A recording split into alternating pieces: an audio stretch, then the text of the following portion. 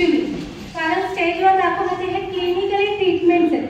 स्टेजवर पूर्णपणे पद्धत दाखवू शकत नाही, पण तुम्हाला त्याची आयडिया येणं, तुम्हाला ते जे आता मी मगाशी विचारलं तुम्हाला प्रश्न परमनंट मेकअप काय, तर त्याला तुम्हाला उत्तर देता नाही आलं.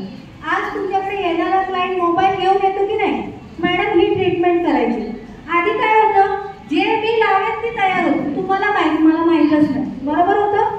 जुने मॅडम लोकांना विचारते जे तुम्ही कराल ते. आता असं नाही होत, आता मी सांगेन तेच झालं पाहिजे, नाही तर भांडायलाच तयार आहे, बरोबर आहे. एक जरी चुकी भेटली तुमची तर ते तुमचं गेलं, सगळीकडे नाव खराब. लगेच कमेंट टाकून, गुगलवरती कमेंट टाकून, बॅड कमेंट टाकून तयार असतात, बरोबर आहे.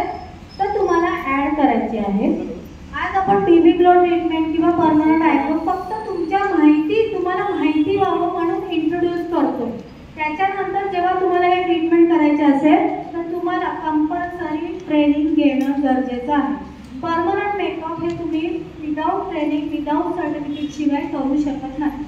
हां, आता हा मुद्दा मोठा महागडा पण आहे, पण मॅडम त्या पल्लवी मॅमच्या थ्रू मी आज इथे आले आहे. तर पल्लवी मॅमच्या थ्रू इथे वर्कशॉप होणार आहे 4 दिवसाचे, बरोबर आहे पल्लवी मॅम?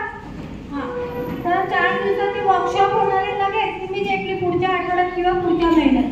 खूप कमी आणि खूप रिजनेबल रेटमध्ये मॅडमने रिक्वेस्ट केली की आमच्या कोल्हापूरमध्ये वर्कशॉप झाला पाहिजे, म्हणून तो आम्ही करणार. तर त्याच्यामध्ये तुम्हाला फर्स्ट सेशन असणारे बिझनेस मॅनेजमेंट, सलोनचा बिझनेस कसा वाढतो.